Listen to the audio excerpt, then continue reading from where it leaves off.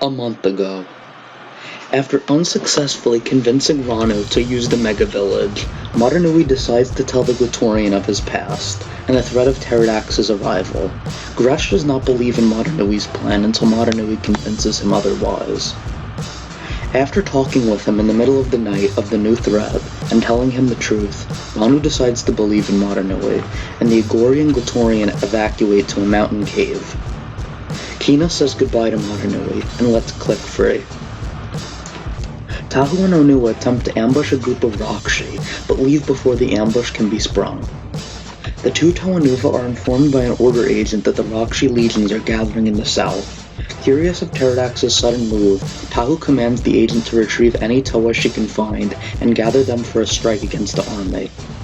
On Zakaz, Nektan prepares to lead his people to the south to join the Rakshi armies. Madanui assumes control of the prototype robot. Teridax lands on Barra Magna. He then vaporizes a peak in the Black Spike Mountains, killing several Skrull. Teridax uses gravity to raise the mountain above the cave the Agori and Glutorian are hiding in, but Madanui saves them. Although Madanui explains it is their mutual destiny to repair and restore Spherus Magna, Teridax ignores him and invites Madanui to join him in his aspirations for intergalactic conquest. When Madanui refuses, the two giant robots engage in their final combat.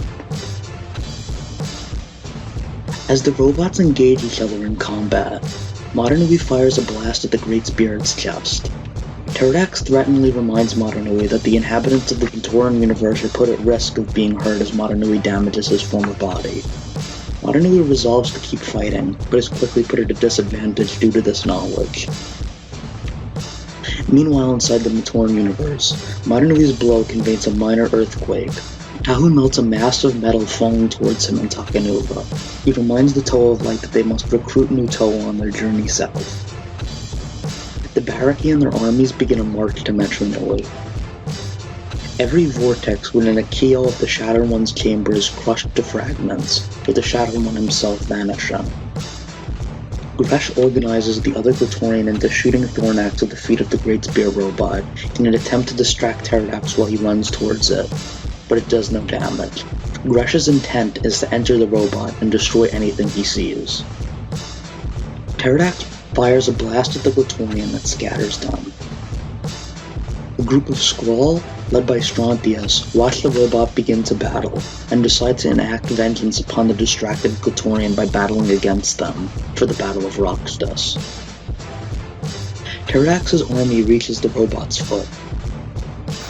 Teridax opens a hatch in the most southern of islands and deploys it onto Barra Magna. Gresh finds the hatch to the Matoran universe, but before he can enter, a horde of Rakshi of Heat Vision and Skakti exit the hatch and begin battling the Glutorian.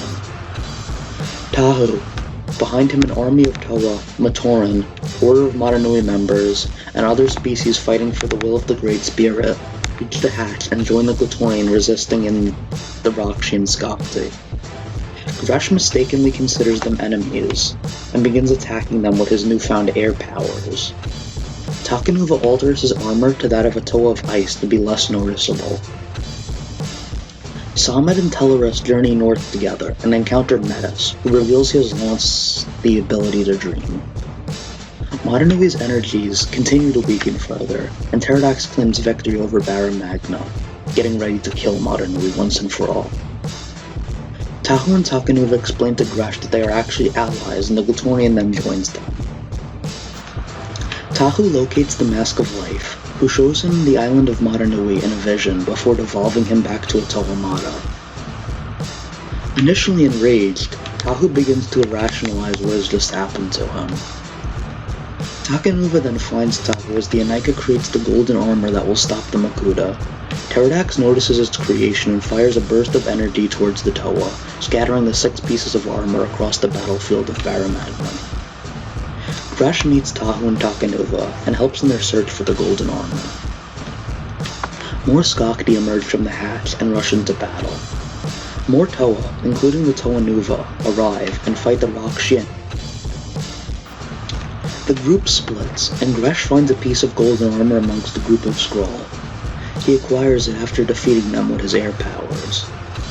Teridax charges up a gravitational burst out of frustration to destroy the planet.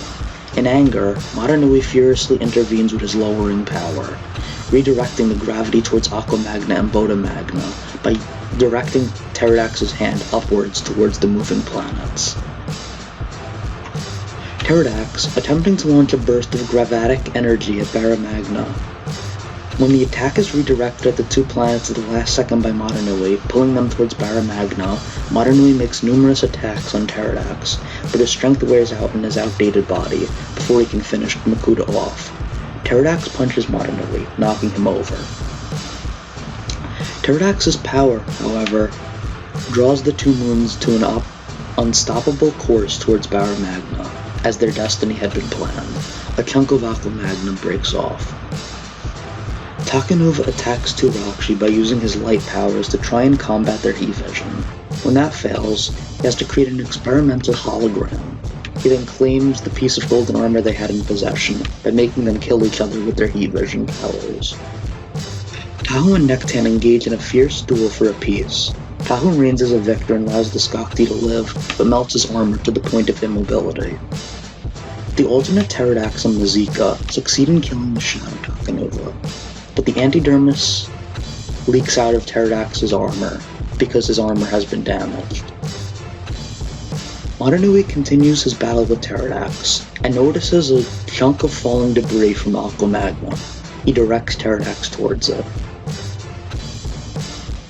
Tahu, Takanuva, and Gresh quickly regroup and Tahu dons the armor fully. It activates and unleashes energy builds across the battleground of Barra Magna, killing every Krata and causing genocide amongst the Rakshi. Above, Teridax staggers, mentally overwhelmed by the loss of so many Rakshi, and fails to notice the falling planet. Madanui shoves Teridax into it, killing the Makuta once and for all, and severely damaging the robotic body. The Matoran universe is rocked with earthquakes following the robot's collapse, and it begins to fall. Alternate Teridax teleports Mazika and himself up onto a ridge, escaping the worst of the quakes. Spherus Magna reforms as the moons begin to fall into place. Metri Nui is heavily damaged beyond repair, and several Matoran, including Maku, Tamaru, and Kopik, begin rescue efforts in the archives, managing to save Taipu and other Matoran and bring them out into the planet of Spherus Magna. The surviving inhabitants of the Matoran universe start to escape the robot body. Tahu and Takanuva celebrate their victory and think towards the future together. Madanui uses the last of his energy to give life to the planet again and cure the beings in the universe afflicted by pit mutagen, meaning beings such as the Baraki can once again breathe air. Madanui's spirit returns to the Ignika as the prototype robot crumbles to dust. The inhabitants of Spherus Magna in the Matoran universe gather around the ruins, and Akar finds the Ignika. Madanui reveals that he is still alive, and asks the populace of Spherus Magna to rebuild and enjoy their new home. As well, the great beings must be found so they can be informed of Madanui completing his destiny, whether they still remain on Spherus Magna or out in the galaxy.